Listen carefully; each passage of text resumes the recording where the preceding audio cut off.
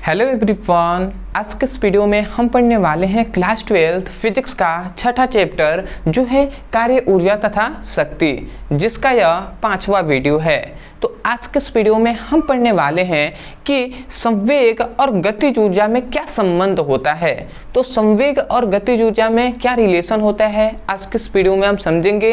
और ये जो टॉपिक है आपके न्यूमेरिकल के लिए बहुत ही इंपॉर्टेंट है। तो चलिए हम स्टार्ट करते हैं और समझ लेते हैं कि इन दोनों में क्या संबंध होता है।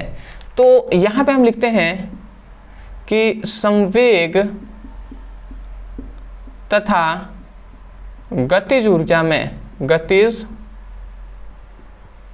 में संबंध। अब हम संबंध इनका देख लेते हैं कि इन दोनों के बीच क्या रिलेशन होता है। तो देखिए, इन दोनों में रिलेशन आपको ज्ञात करने से पहले आपको संवेग और गतिज ऊर्जा पता होना चाहिए और इनका फॉर्मूला पता होना चाहिए, ठीक है, तभी आप ज्ञात कर पाएंगे। तो सबसे पहले यहाँ पे हम स्टार्ट करते हैं। तो हम लिखेंगे चूंकि हम जानते हैं। अब हम क्या जानते हैं? हम जानते हैं संवेग। संवेग बराबर क्या होता है? संवेग P बराबर होता है द्रव्यमान गुणे वेग। ये बात हम फॉर्मूले से जानते हैं, ठीक है। अब इसी को थोड़ा सा अगर आप सोचें, ये इधर भाग में है, गुणा में है m, इधर आएगा तो भाग कराएगा, तो यहाँ से एक v का मान निकलेगा जो है P/m। ये मान निकलेगा कि नहीं? तो इस मान को आपको याद रखना है। ये तो हम जानते हैं, चलिए इसको हम छोड़कर ये वाला जो फॉर्मूला है इसको याद रखना है कि v = P/m होता है, ठीक है। उसके बाद तब लिखेंगे, तब चूंकि हम यह भी जानते हैं, ठीक है, चूंकि हम ये भी जानते हैं। अब क्या ये भी जानते हैं? हम जानते हैं गतिज ऊर्जा। अब गतिज ऊर्जा को देखिए, गतिज ऊर्जा को हम सिंपल में K से प्रदर्शित करते हैं। गतिज ऊर्जा मतलब होता है काइनेटिक एनर्जी। तो एनर्जी को हम E से लिख दे रहे हैं और काइनेटिक एनर्जी है तो हम नीचे K लिख दे रहे हैं। तो इस प्रकार KE लिख दिया, मतलब काइनेटिक एनर्जी। आप चाहे तो E भी लिख सकते हैं या K भी लिख सकते हैं, बट हाँ आपको पता होना चाहिए कि ये काइनेटिक एनर्जी है, ठीक है। तो हमने क्या लिख दिया? KE लिख दिया। तो काइनेटिक जो एनर्जी है, काइनेटिक एनर्जी होता है ½ mv², ये होता है, हमने ये लिख दिया। अब देखिए फिर से यहाँ पे काइनेटिक एनर्जी है तो काइनेटिक इस प्रकार हम लिख देते हैं। फिर से यहाँ पे काइनेटिक एनर्जी है तो काइनेटिक एनर्जी हमने लिख दिया। अब ये ½ लिख दिया, फिर से m लिख दिया, v², तो v² होता है P/m, तो ये हम लिखते हैं P/m और इसका होल स्क्वायर कर देंगे, ठीक है। v की जगह पर v का मान हमने यहाँ से पुटअप कर दिया। अब देखिए ये आपका प्रूफ हो ही गया है, आपको एक फॉर्मूला मिलेगा। यहाँ से देखिए EK = अब देखिए ये हो गया ½ और यहाँ पर अगर देखें तो ये है m। तो अगर आप सपोज डेट थोड़ा सा सोचिए, ये यहाँ पे कुछ नहीं है तो इस पे स्क्वायर हो गया, इस स्क्वायर का मतलब इस पे स्क्वायर है, इस पे स्क्वायर है।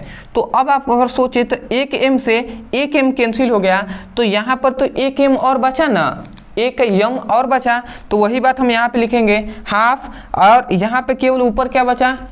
P² और नीचे क्या बचा? एक m बच गया, तो वो हम एक m यहाँ पर लिख दिए, ठीक है। इतनी बात आपने समझ लिया।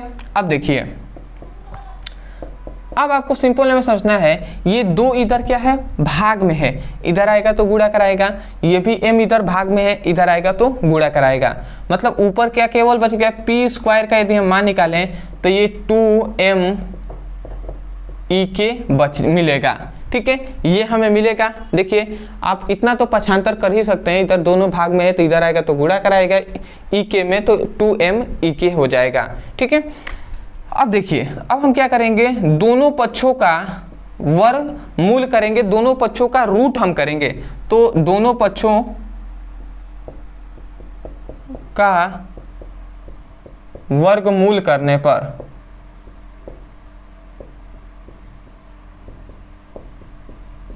मतलब दोनों पक्षों का यदि हम रूट करते हैं तो रूट में P² हो जाएगा, ठीक है। इधर रूट में हम करते हैं तो ये क्या हो जाए? 2m ई के हो जाएगा। ठीक है, इतनी बात आप समझ गए।